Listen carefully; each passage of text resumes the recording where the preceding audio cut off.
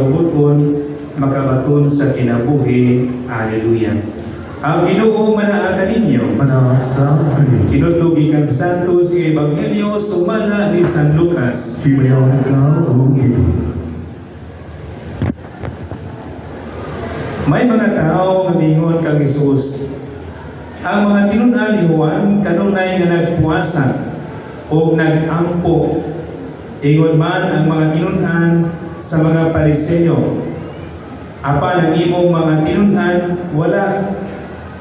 Si Jesus mitubag.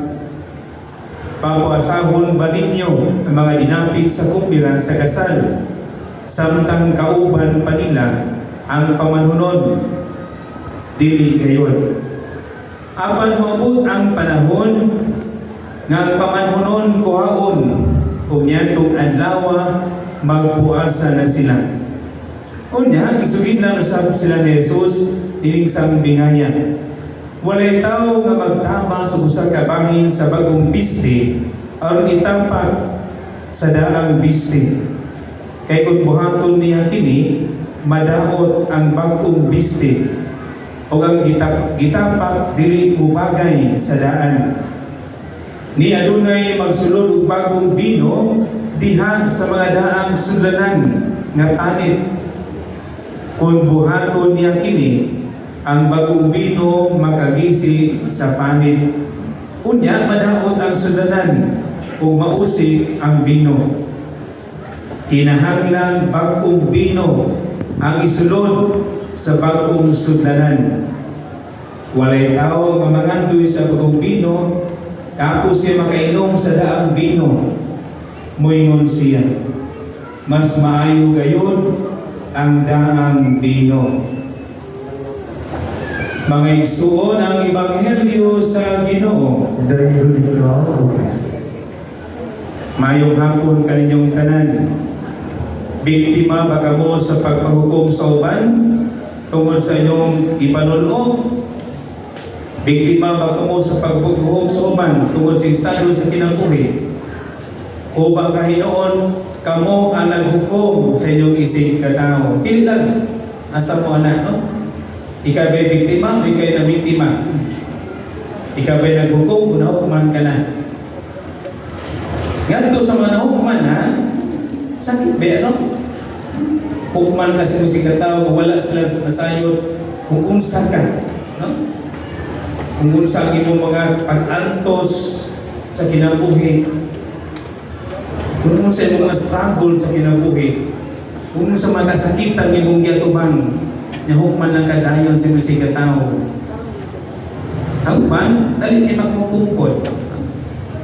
Mga igsuon atong hinumduman kining pahimangno ni San Pablo ngadto sa mga taga-Korinto. Ayaw pagpanghukom. Kanuman, wala kay katungod nga mukom sa imong isig katao. Kinsa ra may katungod mga igsuon? Ang Ginoo. Kinsa ba ka na mahukom sa isig katao nga labaw pag ang makasala, di ba? Di ka pinuoy, makasala ka. Wasentar sa magaling labaw siya makasala, di ba? Sulay usa ka nato nga dunay katungod nga manghukom sa atong isig katao. Ang Dios lang nga dunay katungod. Kita nga nagsunod kang Kristo, kita nga nagtuo kang Kristo, sama ni San Pablo gani sa itong kalingon, dili sa kahukom. Kita usab dili ta kahukom. Mismo sa kaugalingon ug sa itong isig katao. Kaya dunay katungod, kinsa ang Dios lamang. O dili ikaw o bagha kanang imong silingan. Mga igsoon ko ito tagpagpanghukom, apil no, nabiktima ko mga apostoles sa po si Kristo. Diyan sa Ebanghelyo. No? O gipasabot, ngano man, no? Ngano man nga yung mga tinunan, wala nagpuasan. Ang mga tinunan ni Juan o mga Pariseo nagpuasan man. Kasi ito pag ni Kristo, kinanglan ba rin magpuasa ang imbitado sa kumpira, na dinapit sa kumpira pag-uban pa nila. No? Muna na uban ni Kristo mga igsuon. Uban kaniya. Wa tay gikahadukan. Hinuon, importante ang pagpuasa. Di madal puasa ha? Balik ko ha? Di madal yun.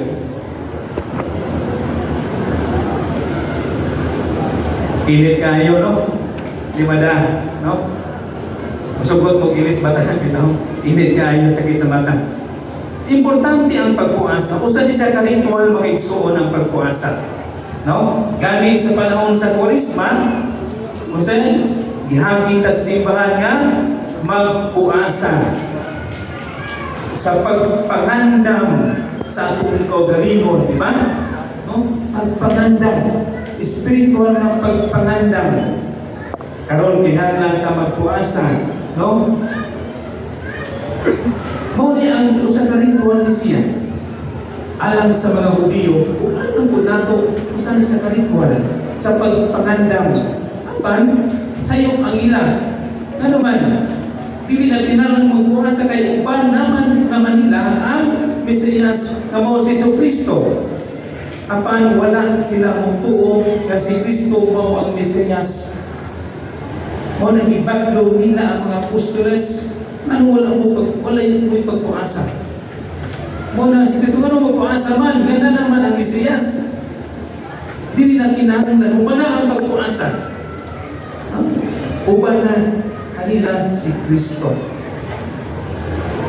Kita mag-isuon ako din ipadayon ang pagpuasa sama-sama. Di ba? Namatay tudlo sa simbahan nga 1 hour mag-fasting before sa Santos nga misa, di ba? Inundo mo? Or 1 hour before sa fasting, busog na kaayo ko. Di mauna, practice karon. No? So na 1 hour fasting before ang Santos nga misa. Ano man, aron mamahimot ang andam diha sa pagdawat ni Kristo. Or ang nindot ng pagpuasa kanabang atong limpiban ang atong kaugalingon sa mga sala aron andam tang mudawat kang Kristo. Kay diha sa pagpuasa sa mga libutan-libutan nga makaayo nato sa pagkaon, no, how much more ang pagpuasa diha sa mga pagbuhat ng sala. Kasi intention niya na, no? Sa pagpuasa sa mga kalibutan-libutan, itudol na ito kagalingon sa pagpuasa po sa pagbuhat ng sala. Kaya naging atong giandam ang atong kaugalingon diha sa pagdawat kang Kristo. O ang isa sa pagpuasa. Apan sa panahon ni Kristo, hindi na kinahanglan magpuasa. Kaya naman, uban na kanila ang Diyos, uban na kanila ang Mesiyas. Hinawag ta atin isang masabtan sa kanong bakil yes ang bingay. Mali na ba isod kaayo? Diha, no, ang bagong kasabutan mo'y nag-perfect sa mga daang kasabutan. No?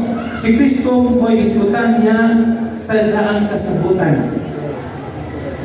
No? Ang daang kasabutan nag-isgot nganto kang Kristo, diha niya po na si Kristo, mabitalingon siya na, no? Walay bino, ang bino nga isulod sa daang sudanan, kay makadaot kini. Madaot ang sudanan. No? Diha sa pag-abot ni Kristo, sa mga pagtulunan ng ipadayag ni Kristo, unta ang kita usab na namati magpangko sa atong kaugalingon, isip pagko sudanan.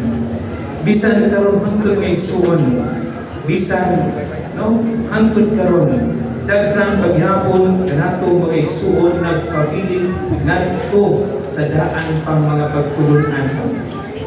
Mga daang pagtotoo. 500 years ng kapin na evangelize ta. Itudluan kung saan nga ngayon apan daghang yapon ang nagpabilin sa mga pagtotoo, daghang yapon ang nagpractice sa mga pagtotoo. No? Bisan hangtod karon daghang yapon kaayo.